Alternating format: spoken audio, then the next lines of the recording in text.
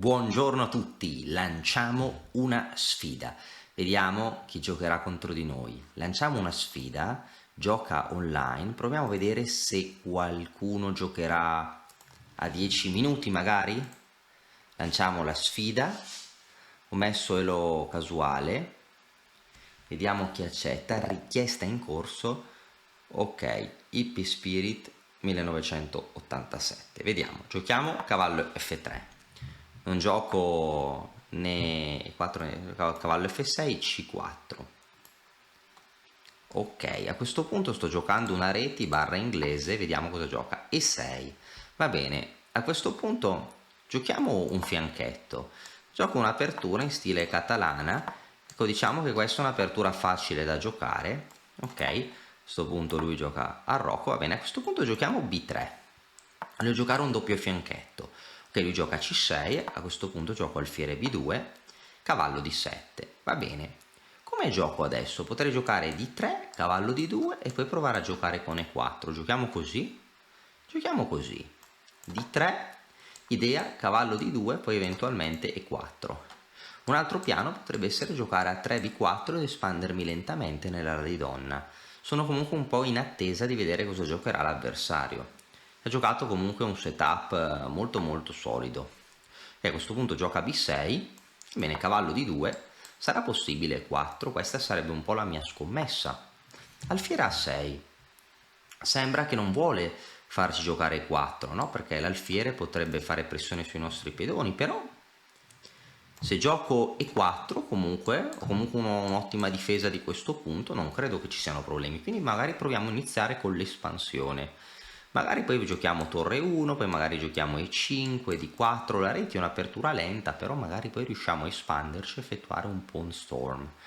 A questo punto abbiamo circa 9 minuti e 12, lui ha 9 minuti. Ok, ha preso, io non avrei preso, secondo me con questa presa ci aiuta un pochino. A questo punto potrei giocare di per E4, anche cavallo per E4 potrebbe essere interessante perché magari questo cavallo potrebbe essere considerato un po' impacciato. Giochiamo dunque cavallo per E4? Giochiamo cavallo per E4, perché questo cavallo in D2 mi sembrava leggermente passivo. Voglio prendere, poi magari voglio giocare E5, cavallo D4. Vediamo un po' come si evolve la partita. Dovrei avere un pochino più di spazio. Ok, cavallo per E4, D per E4, la struttura è assolutamente simmetrica. Vediamo come continua il tutto. A questo punto potrei voler giocare cavallo D4, Mario E5.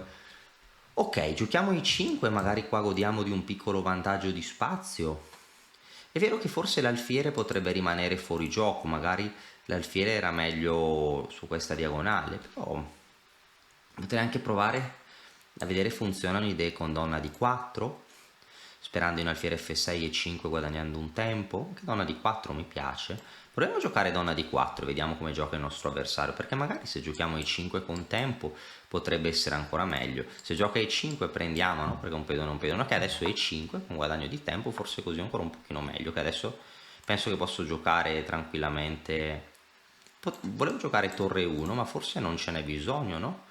Forse posso giocare direttamente qualcosa tipo donna G4, iniziare a spingere i pedoni. Posso provare a spingere subito i pedoni, magari devo giocare H5, H6, voglio provare a creare un'iniziativa nell'ala di re.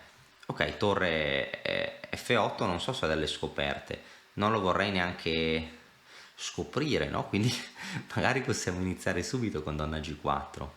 Un'altra scelta potrebbe essere ignorare tutto e giocare subito H5, perché non giochiamo H5?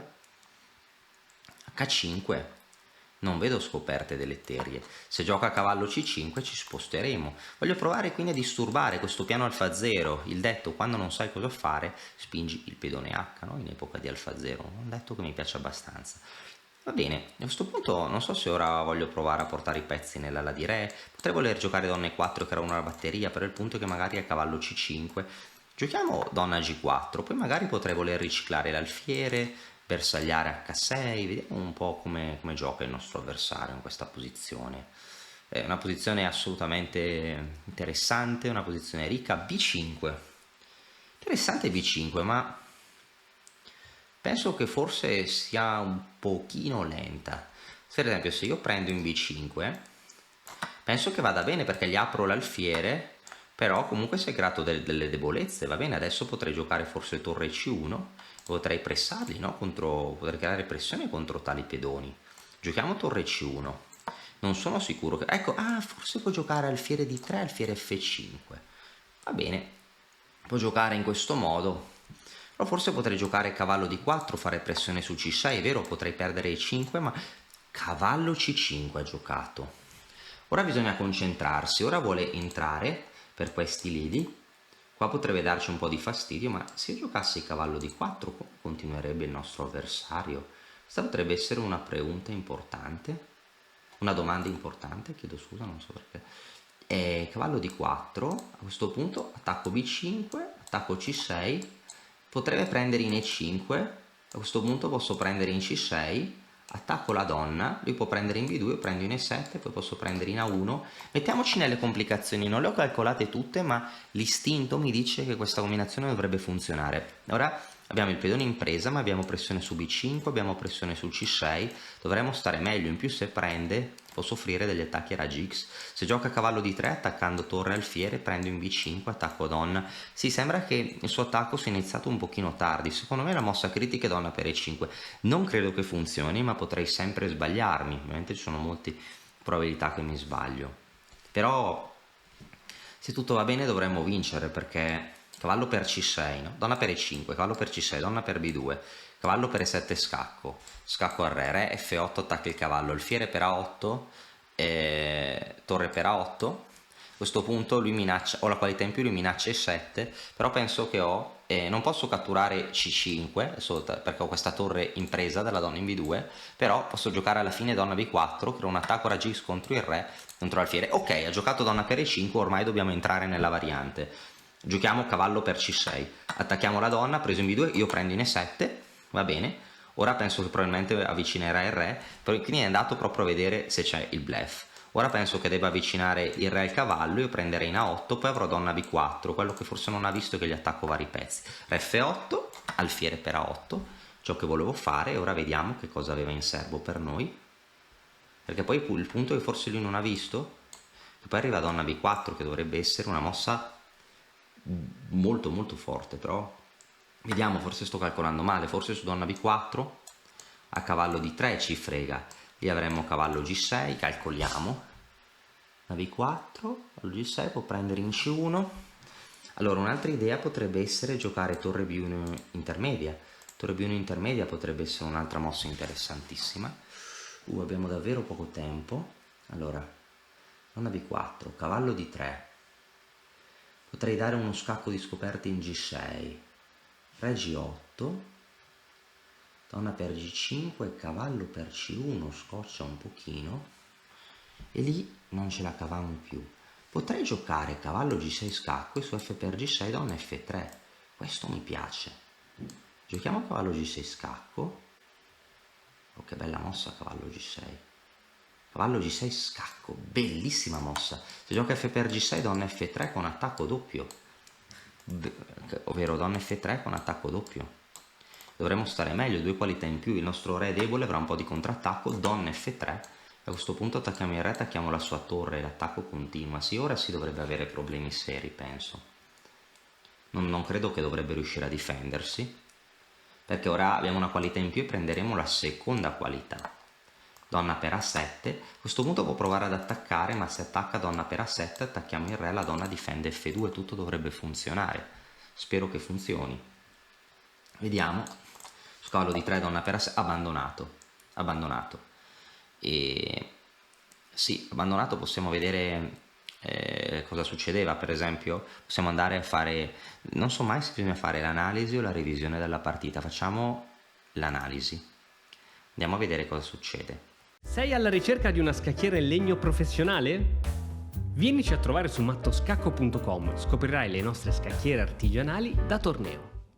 Allora, vediamo come abbiamo giocato. Ho giocato un'apertura un po' piatta, è vero? A questo punto ho giocato B6, cavallo D2, alfiere A6 E4, D per E4, cavallo per E4.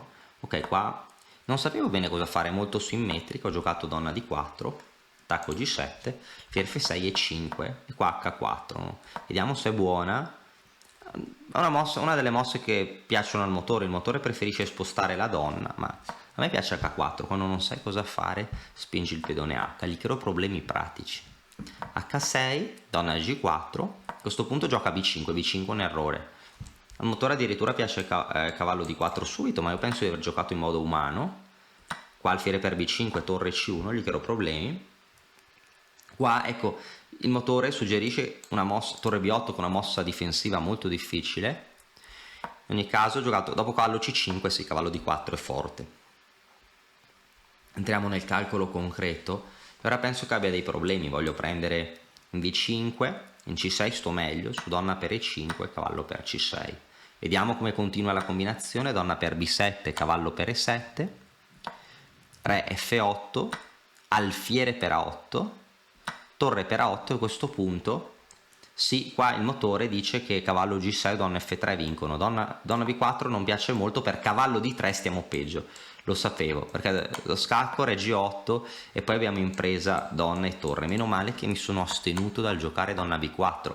Ecco, uno dei concetti, per esempio nei libri di Dvoretsky, che è un ottimo autore, dice sempre quando parla del calcolo di effettuare una revisione della linea che stiamo calcolando mentre eseguiamo le mosse, no? Perché magari avevamo calcolato una linea 4-5 mosse, 10 semimosse fa, ma andando avanti nell'esecuzione delle mosse la profondità che possiamo calcolare è maggiore.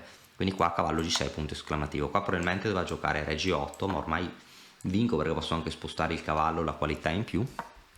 Poi per G6 guadagno la seconda qualità e vinco, qua abbandonato.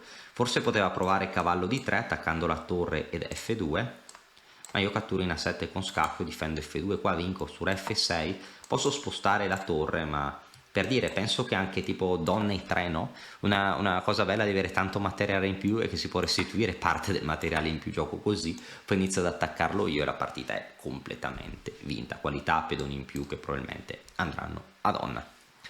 Spero che la partita sia piaciuta e ci vediamo presto con altre partite commentate. Alla prossima!